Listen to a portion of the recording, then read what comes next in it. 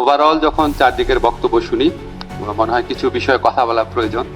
একটা common trend হচ্ছে এখন আমাদের সংস্কার কি হয়েছে সেটা নিয়ে প্রশ্ন করা খুবই ভালো, কিন্তু এই প্রশ্ন করার মধ্যে আমরা তিন ধরনের নেগেটিভিটি দেখি, তিন ধরনের নেতিবাচক মানে একটা প্রকাশ দেখি, যেটা আমার মনে হয় একটু ক্ল্যারিফাই করা প্রয়োজন।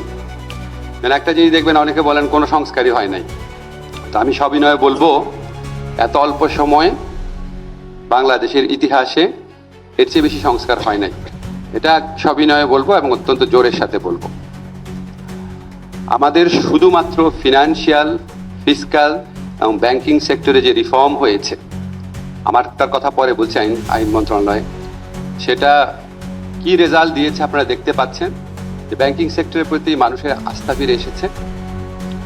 আমাদের যে এক্সচেঞ্জ রেট, যে কোনো জায়গায় আপনারা দেখবেন, আমাদের উপমহাদেশেও যখন গণ অভ্যুত্থান হয় এক্সচেঞ্জ রেটের আকাশ পাতাল পার্থক্য হয়ে যায়, আমাদের এখানে কোনো ধরনের পার্থক্য হয় নাই। আমাদের রেমিটেন্স যে কোনো সময়ের চেয়ে অনেক বেশি বেড়েছে, আমাদের দ্রব্যমূল্য স্থিতিশীল আছে, এগুলি কোনো সংস্কার আর পদক্ষেপ ছাড়া সম্ভব ছিল না। তো কোনো সংস্কার হয়নি এটা ঠিক না, যথেষ্ট সংস্কার হয়েছে সময়ের বিবেচনায়, হয়তো আরো হতে পারতো, কিন্তু আমরা মনে করি আমাদের সময়ের সর্বোত্তম ব্যবহার করার চেষ্টা করেছি। আরেকটা হচ্ছে যা হয়েছে সেটাকে নিয়ে তুচ্ছতাচ্ছিল্য করা। যেমন আপনারা দেখবেন পুলিশ সংস্কার কমিশন, বিশেষ করে যে আইনটা নিয়ে আমারও প্রচন্ড হতাশা আছে, যেরকম করতে চেয়েছিলাম করতে পারি নাই, সরকারে আছি, কোথায় বাধা আছে বলতে পারবো না, একসময় নিশ্চয়ই পারবো।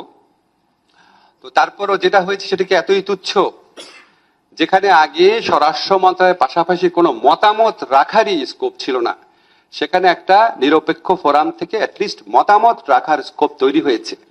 সো আমার যদি এক্সপেকটেশন 10 থাকে, অ্যাটলিস্ট আমি তো 4 অ্যাচিভ করেছি। যেটা অ্যাচিভ করেছি সেটা বলে তারপর বলেন যে আরো করা অনেক উচিত ছিল। যেভাবে উড়িয়ে দেওয়া হয়, মনে হয় যেন আইনটা না করলেও কোনো সমস্যা ছিল না। আমি আপনাদের সাথে একটু দ্বিমত পোষণ করছি যারা সমালোচনা করছেন। আরেকটা দেখবেন বলে আমাদের কারোর সাথে কোনো কনসালটেশন করা হয় না। তো এটা খুব হাস্যকর একটা কথা বলা হয়।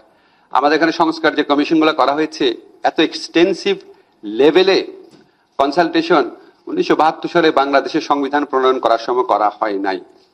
তবে একটা কথা বলে যে আমরা যেটা বলেছি সেটা রাখা হয় নাই। হোল্ড অন, আপনি 10টা কথা বলেছেন, তার মধ্যে অ্যাটলিস্ট 6টা রাখা হয়েছে। প্লিজ সত্য কথা বলেন যে আমি 10টা সুপারিশ করেছিলাম, মাত্র 6টা রাখা হয়েছে। আমাদের কোনো সুপারিশই রাখা হয়নি এটা বলবেন না, বিকজ এই সংস্কার প্রক্রিয়ার সাথে আমি ওতপ্রোতভাবে জড়িত ছিলাম। আমি কনফিডেন্টলি বলতে পারি, নিশ্চয়ই এই সিভিল সোসাইটি যখন ফিরে যাব, জিল্লুরের প্রোগ্রামে সবচেয়ে বড় সমালোচকদেরকে আমি বাছাই করে রেখেছি, তাদের সাথে আলোচনা করব, প্রমাণ করে দেখাবো। এভারেজে 10টার মধ্যে অন্তত 6টা সুপারিশ রাখা হয়েছে। তো আমার কাছে মনে হয় কি, কিছু কিছু মানুষের কাছে নেগেটিভিটি বা নেতিবাচক প্রচার হচ্ছে একটা উদ্দীপকের মতো। হয়তো অ্যাক্টিভিজমকে চাঙ্গা রাখার জন্য এটা প্রয়োজন হয়, হয়তো আপনার অনেক লাইক পাওয়ার জন্য, আলোচনায় থাকার জন্য প্রয়োজন হয়, কিন্তু হয় কি, এটা মানুষকে একটু বিভ্রান্ত করে, হতাশ করে। আমাদের তো মানুষকে আশাবাদী করাও হচ্ছে এক ধরনের দায়িত্ব। তো আজকে যে আলোচনার বিষয় সেটা হচ্ছে বিচার বিভাগের স্বাধীনতা এবং রুল অফ ল। দেখেন, বিচার বিভাগের স্বাধীনতা থিওরিটিক্যালি প্রতিষ্ঠা করা কোনো কঠিন ব্যাপার না। এটার জন্য যা যা করা দরকার আমরা তাই করেছি। আমাদের এখানে 54-55 বছরের একটা প্রত্যাশা ছিল স্বাধীন সচিবালয় গঠন করা, সেটা আমরা করেছি। আমাদের এখানে উচ্চ আদালতে বিচারক নিয়োগ নিয়ে মহাকাণ্ড ঘটে গেছে। আপনারা জানেন যারা উচ্চ আদালতে এখানে আইনজীবী আছেন, অনেক স্বনামধন্য আইনজীবী আছেন। আমরা উচ্চ আদালতে বিচারক নিয়োগের জন্য একটা পদ্ধতি অনুযায়ী নিচ্ছি। শুধুমাত্র আপনি 10 বছর বাংলাদেশ জিন্দাবাদ বা জয় বাংলা বললেন, এটার ভিত্তিতে আপনি আর বিচারক হতে পারবেন না। আপনারা সবাই জানেন যারা এখানে সুপ্রিম কোর্টে আইনজীবী আছেন, বাংলাদেশের ইতিহাসে সর্বশেষ যে নিয়োগটা হয়েছে, আমাকে অনেকেই বলেছেন, সুব্রত দা আপনারও তো নিশ্চয়ই মনে হয়, সবচেয়ে ভালো নিয়োগ হয়েছে। সো এখন একটা ব্যাপার হচ্ছে কি, ধরেন আমি উচ্চ আদালতের হাতে নিম্ন আদালতের মানে আইন মন্ত্রণালয়ের সমস্ত ক্ষমতা আমরা দিয়ে দিচ্ছি। সরকারের সমস্ত ক্ষমতা উচ্চ আদালতকে দিয়ে দেওয়া হয়েছে।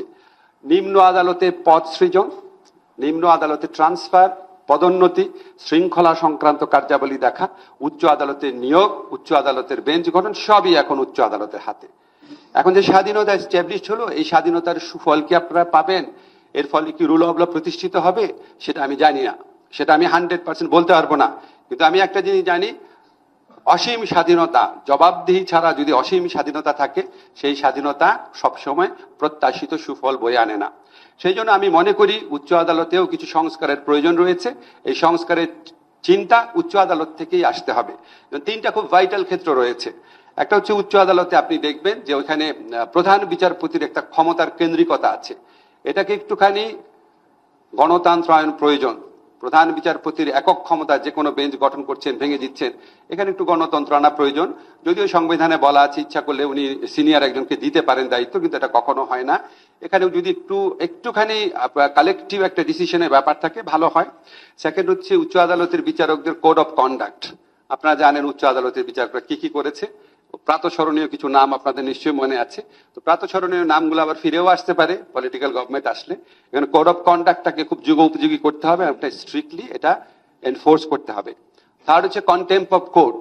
আপনারা জানেন, আমি এই ফ্যাসিস্ট আমলে একটা কথা বলতাম, কারো সমালোচনা করতে আমি ভয় পাই না, কিন্তু উচ্চ আদালতের বিচারকের সমালোচনা করতে আমি ভয় পাই। কারণ আপনি কিছু বললেই আপনার উপর কন্টেম্প মামলা করে দিবে। কন্টেম্প মামলার একটা অদ্ভুত দিক হচ্ছে, যে অভিযোগকারী সেই বিচারক, যে অভিযোগকারী সেই যদি বিচারক হয়, তাহলে তো ন্যায় বিচারের প্রধান শর্ত এখানে থাকে না। কন্টেম্প অফ কোর্টের মামলার শিকার হয়ে ফ্যাসিস্ট আমলে কি অবস্থা হয়েছিল আমাদের, ইনক্লুডিং মি, সেটা নিয়ে বিস্তারিত বলবো, এখানে বলার সময় নাই, সুযোগ নাই। এই সমস্ত জায়গায় আরেকটু যদি পদক্ষেপ নেওয়া হয়, উচ্চ আদালত আরো কাঙ্ক্ষিত ভূমিকা রাখতে পারবে। আমরা বিচার বিভাগে আরো অনেকগুলো সংস্কার করেছি। সিআরপিসি, সিপিসি যে প্রসিজারাল সংস্কার করা হয়েছে, কিছু কিছু জায়গায় ভুল থাকতে পারে, কিন্তু মেজরিটি প্রভিশন মানুষকে সুফল এনে দিবে, আমাকে অনেক আইনজীবী বলেছেন। আমরা লিগাল এইড ম্যাসিভলি সম্প্রসারিত করেছি। আজকে দেখলাম একজন লিখেছে লিগাল এইড কিছুটা সম্প্রসারিত করা হয়েছে। আগে যেখানে লিগাল এইডের মাধ্যমে যদি 3টা কেস নিষ্পত্তি হতো, রাইট অ্যাট দিস মোমেন্ট এখন হচ্ছে 15টা, 5 গুণ বৃদ্ধি পেয়েছে। এটা কি কিছুটা সম্প্রসারিত? 5 গুণ বৃদ্ধি পাওয়া কিছুটা সম্প্রসারিত? আমরা বিশ্বাস করি এটা 10 থেকে 20 গুণ বৃদ্ধি পাবে। আমরা এটাকে অধিদপ্তরে উন্নীত করেছি, অনেক জনবল বাড়িয়েছি, ম্যান্ডেট বাড়িয়েছি।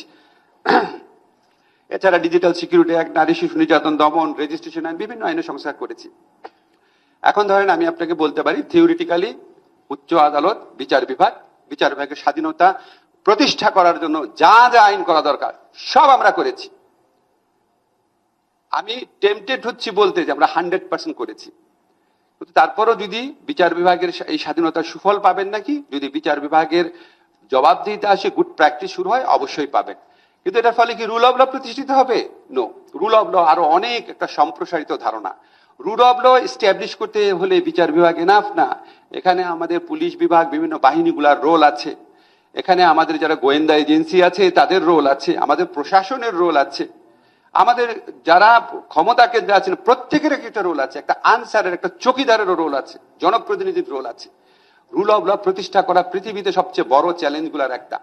এই চ্যালেঞ্জে যদি মোকাবেলা করতে হয়, এটা একটা অব্যাহত প্রক্রিয়া, এটা আমাদের কমপক্ষে 5 থেকে 10 বছর লাগবে। যারা আমরা সংস্কার নিয়ে অধীর হয়ে যাই, আমি আপনাদেরকে বিনয়ের সাথে বলি, আমরা পৃথিবীতে সবচেয়ে বড় সংস্কারক হিসাবে কাকে চিনি? সিঙ্গাপুরে যে ছিলেন লি কুয়ান ইউ, উনাকে আমরা সবচেয়ে বড় সংস্কারের একজন মানে আদর্শ প্রবাদ প্রতি মানুষ হিসাবে চিনি। আপনি একটু সিঙ্গাপুরের ইতিহাসটা পড়ে দেখেন তো, উনি কি 5 বছরে সিঙ্গাপুর চেঞ্জ করে ফেলেছেন? চেঞ্জ করা শুরু করেছেন। সংস্কারের সুফল পেতে 10 থেকে 15 বছর লেগেছে। আমরা সংস্কারের পথে, সুশাসনের পথে, রুল অফ ল এর পথে অগ্রসর হয়েছি। এই অগ্রযাত্রাকে আরো বেগবান করার মতো ক্ষমতা নির্বাচিত সরকারগুলার থাকবে। নির্বাচিত সরকারগুলাই ক্ষমতার পাশাপাশি যদি আন্তরিকতা এবং কমিটমেন্ট দেখায়, অবশ্যই আমরা প্রত্যাশিত সুফল আরো বেশি করে ভবিষ্যতে পেতে থাকবো। ধন্যবাদ সবাইকে।